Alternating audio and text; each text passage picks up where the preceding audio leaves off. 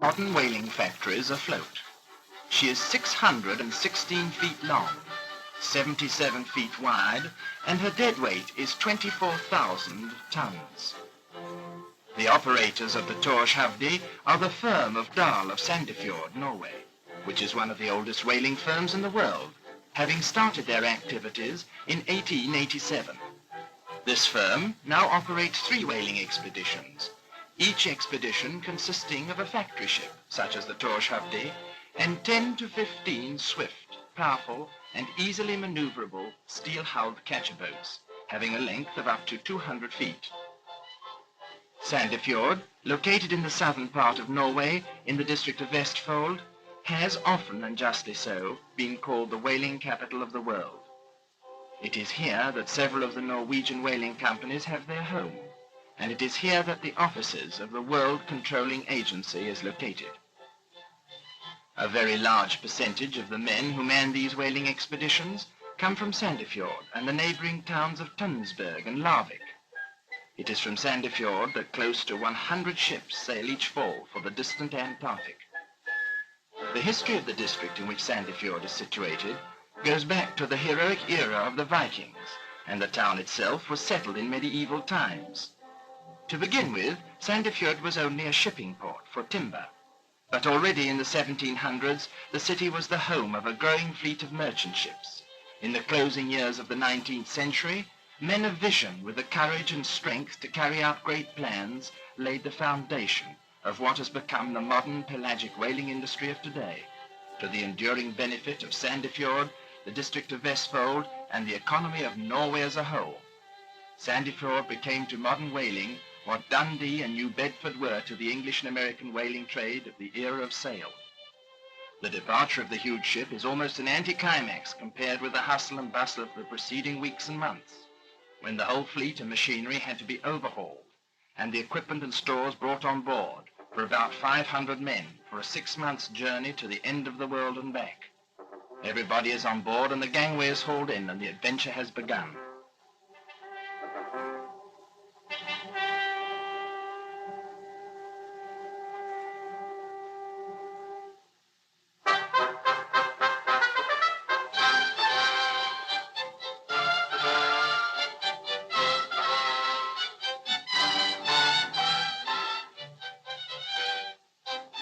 At the mouth of the fjord, the pilot leaves the ship, and thus the last physical tie with home is cut. From now on, the Thorshøvdi is on her own, and thoughts turn toward the long voyage to the South Polar region, and to the sweat and toil that lies ahead.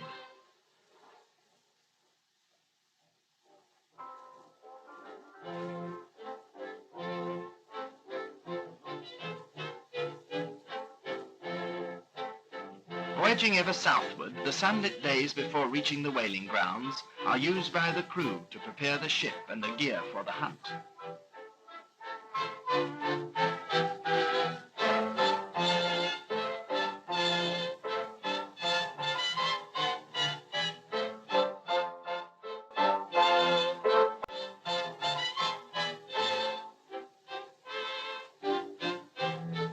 In order to protect the ship's permanent deck, a timber platform or plan is laid on top of it, on which the whales will be dragged up and carved throughout the season. Our first stop is Aruba, a small Dutch island in the West Indies, conveniently situated close to the oil fields of Venezuela. Here the Thorshøvdi will take on board the many thousand tons of fuel oil needed for her own propulsion, and for the operation of the factory, and for the propulsion of the expedition's catcher boats. A spectacular fire in a tank installation ashore enlivens our short stay in this port.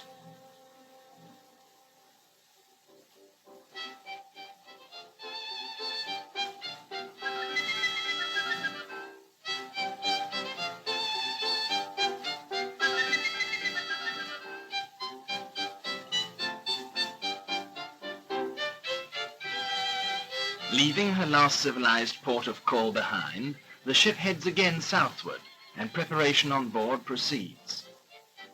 A few days later, we pass the equator, and Neptune's traditional visit is a welcome diversion to everyone aboard.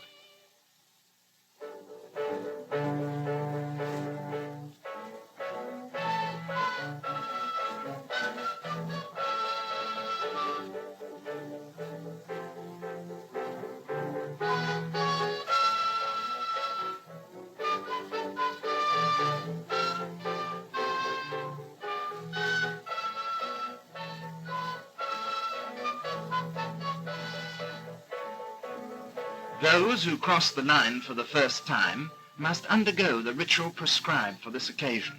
Good humor and good spirits mark this event, and it is a time of relaxation for the whole crew.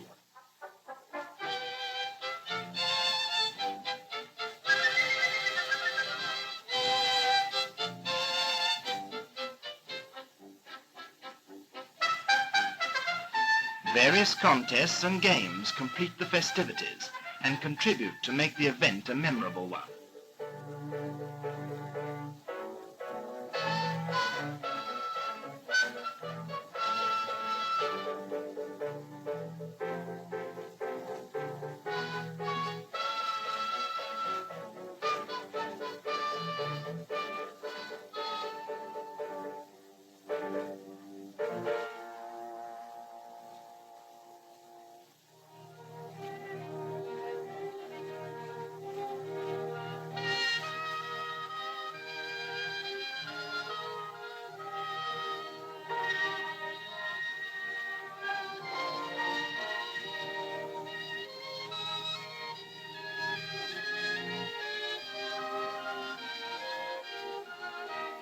It is only during the last few whaling seasons that helicopters have made their appearance in the Antarctic as the roving eye of the whaling expeditions. Painted a bright yellow, the helicopter can more easily be spotted, should it, in an emergency, have to go down in the sea or on the ice. The vast areas of the Antarctic Ocean can more easily be searched for whales from the air, thereby saving much valuable time for the catcher boats. While testing the helicopter, let us take a glance at the factory ship below. Her superstructure is divided in two vast areas of deck space, each capable of accommodating 2 or more 90-foot whale carcasses. In the stern, a gaping hole, the slipway through which the dead whales are hauled on board.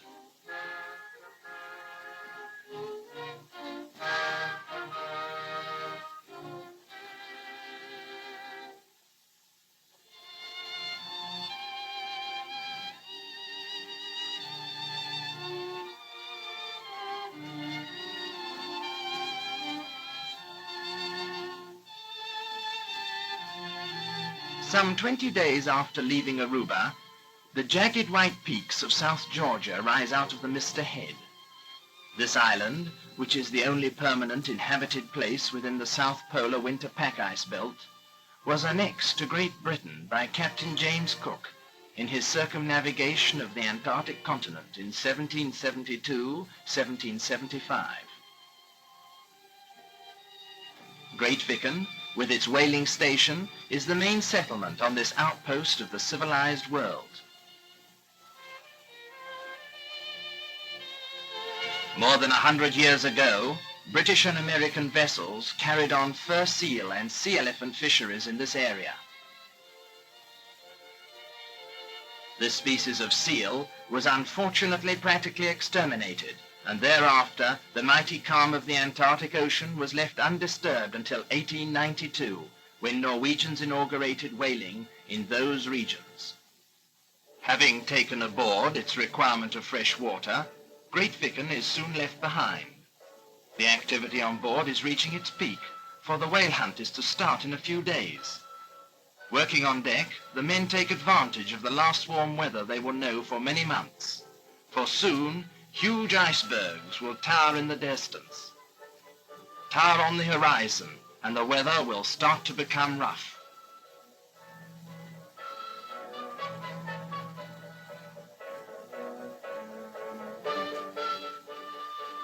The actual whale hunting is done by the factory's 10 or 12 catcher boats, such as the one we see here.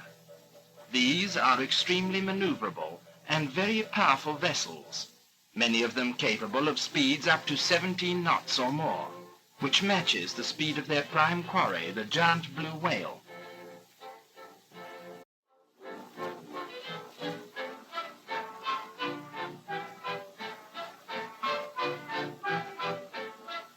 The speedy catcher boats are awaiting their turn to be supplied with fuel oil, food, harpoons, and other catching equipment, and made ready for the hunt of the largest mammal the world has ever known. The hunt has begun. The tension aboard the catcher is slowly mounting.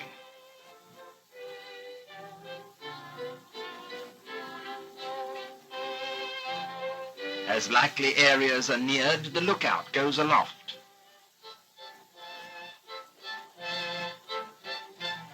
The gunner scans the horizon for the telltale signs indicating the presence of whales.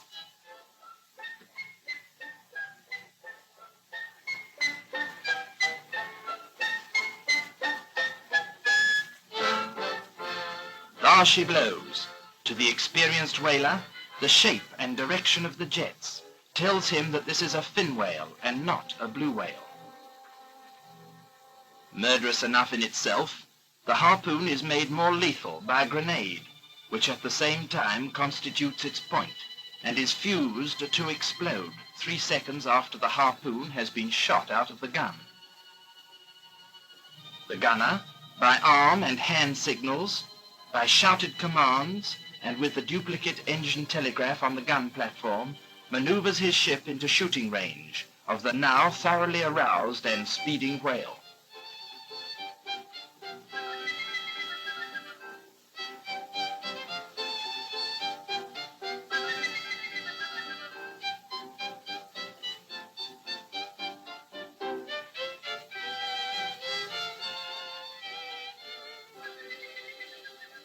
Fast fisk, as the Norwegians say, meaning we've got one.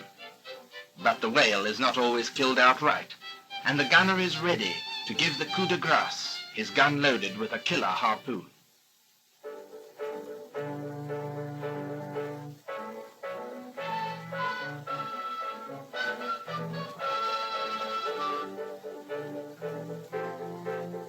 All whalemen believe that a dead whale, left adrift with the tail fluke still in position, will propel itself for miles through the effect of the waves on the flukes, and therefore these flukes are always cut off.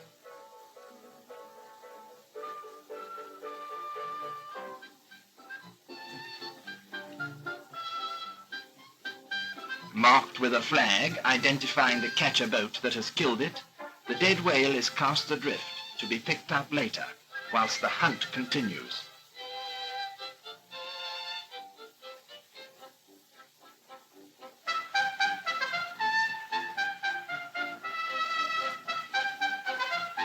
The battle between whale and catcher can be understood properly only by one who has played a fighting fish on rod and line.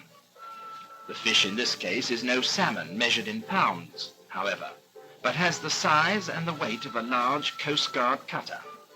The hook has the weight of a ploughshare and is twice its size.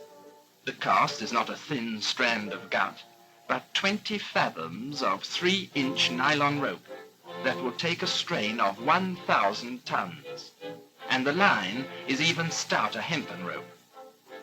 The rod is the mast of the catcher, up which the line runs on snubbing springs which act as shock absorbers, and the reel at the butt of the rod, taking in line, letting it run, reeling in gently, is a powerful winch. The International Whaling Agreement has stipulated minimum length for each species of whale, below which they are not allowed to be taken. During the brief seconds that the gunner glimpses part of the whale's back whilst it surfaces for air, the gunner must make up his mind whether the whale is below or above the legal limit of length. Any mistakes made are at the gunner and his ship's expense, and the amazing truth is that gunners very rarely misjudge. Only about 2% of all the whales killed each year turn out to be below the allowed measurements.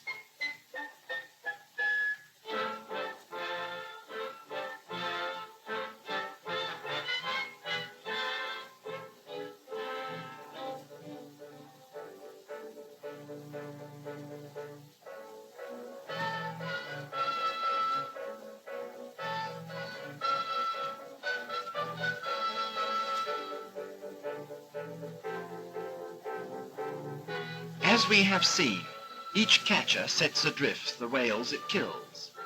By international regulations, whales must be processed on board the factory within 33 hours of their having been killed. It therefore devolves upon buoy boats to round up these flagged whales and tow them to the factory ship. On each whaling factory there are employed 2 government-appointed whaling inspectors, whose duty it is to see that all international regulations as to measurements, utilization of raw material, etc., are observed. Inspectors have 100 or more regulations and restrictions to enforce.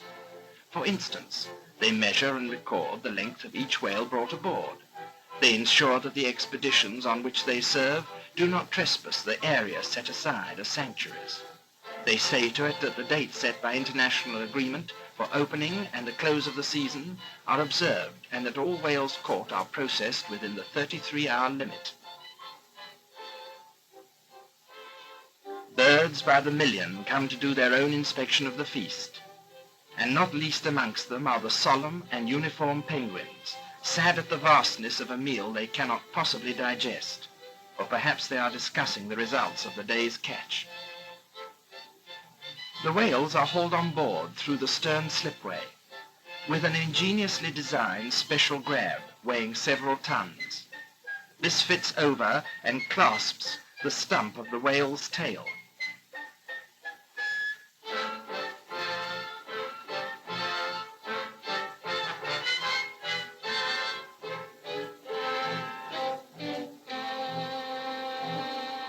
The first operation is the removal of all blubber, which is done on the rear half of the ship's huge fencing deck. All engaged in this operation have their specific jobs.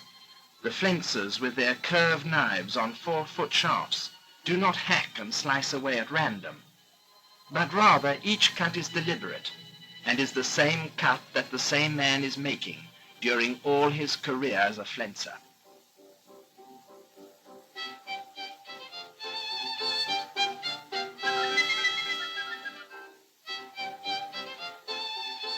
First, the long blanket strips are cut and peeled from the whale, and then these in turn are cut into smaller pieces and are fed through openings in the deck directly down into the oil rendering equipment on the factory deck below.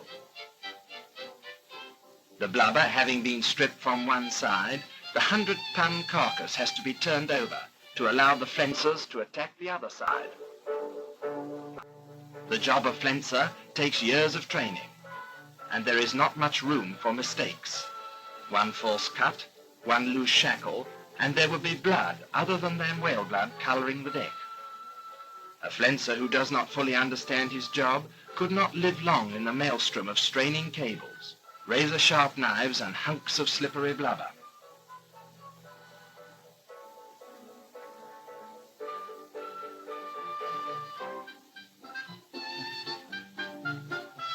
When all the blubber has been removed, the pink and white mountain of flesh is hauled forward to the lemming deck, where the lemmers, the expert anatomists of the ship, await it.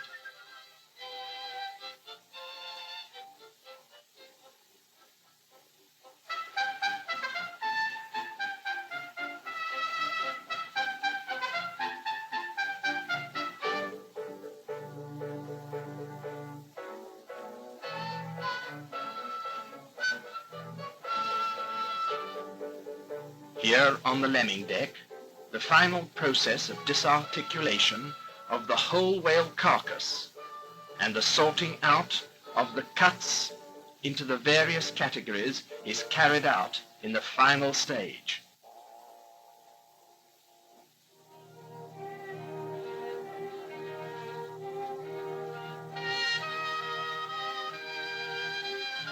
Once or twice, while the whaling season progresses, the factory ship is serviced by a tanker, which brings new supplies of fuel oil and takes delivery of the whale oil already produced.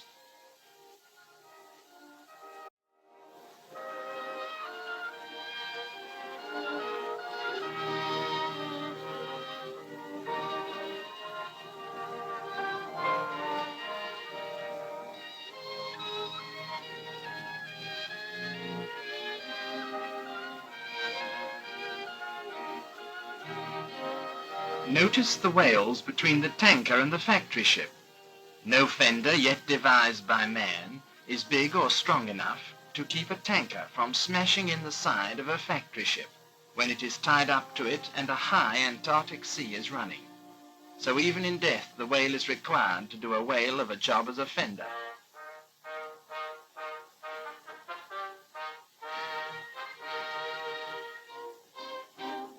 The Antarctic seas are seldom calm enough for a gangplank to be laid between two ships, and so personnel have to be transferred in this difficult and tedious manner.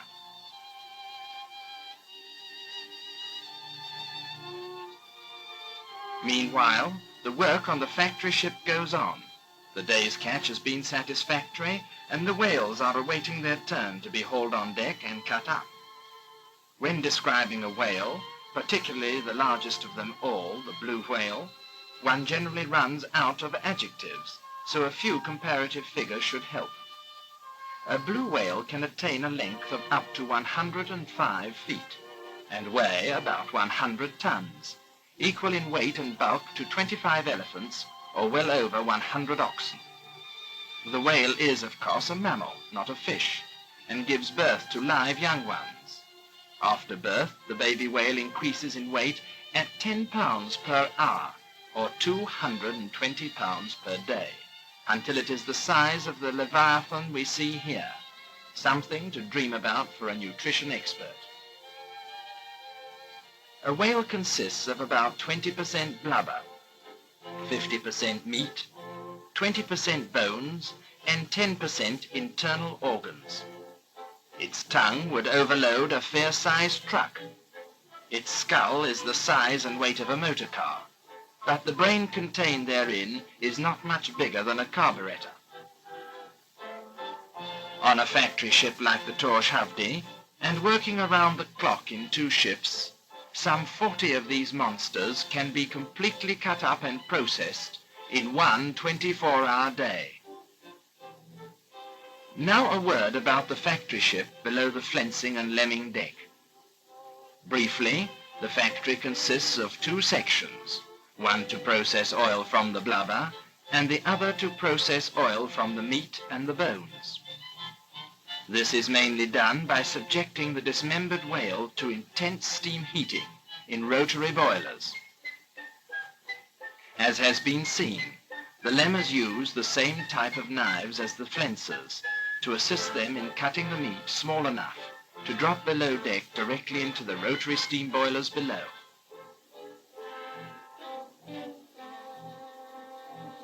The whale is now reduced mainly to its skeletal structure, and the jaws and whale bones are removed, whilst the ribs are finally dismembered.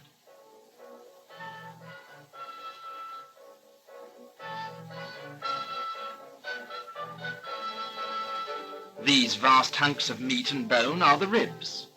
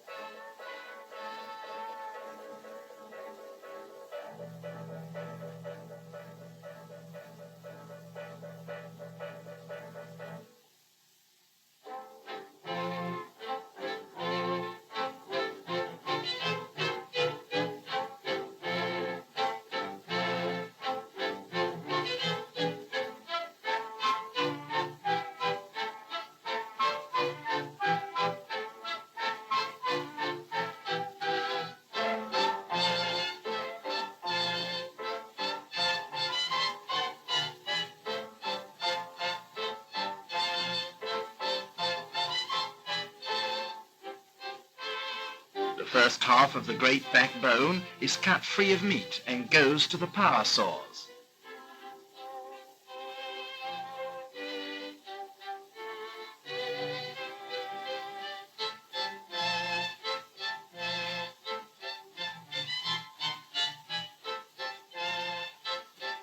Now the ribs are separated.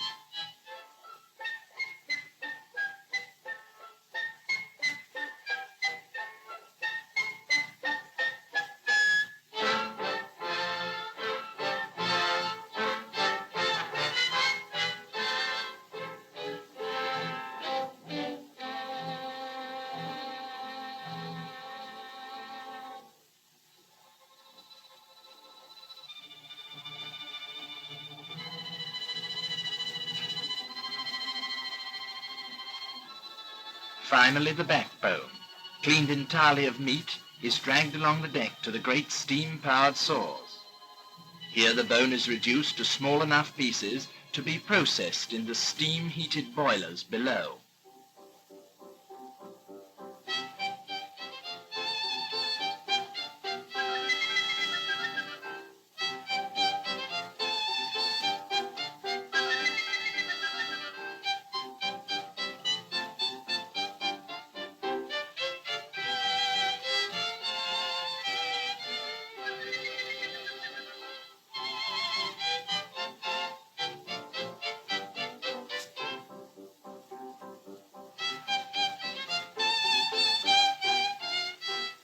The residue after this oil rendering process is complete is called glue water.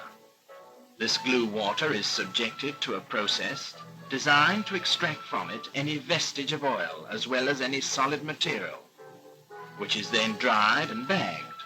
This meal is rich in protein and is used for animal feed. It can truly be said that every ounce of the monsters hauled up through the slipway has been used and transformed into useful and necessary products. Whale oil is, of course, an essential ingredient for the European margarine industry, and the byproducts essential cattle feed for raising prime herds throughout the world. After about 70 days in the Antarctic, almost on the edge of the southern ice shelf, the huge hunt is over, and the long trek homeward begins.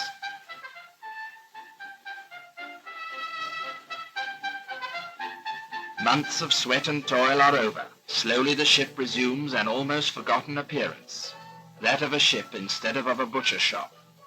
Every vestige of the whale and everything that might remind whalemen of the enemy they had fought during the Antarctic summer is removed.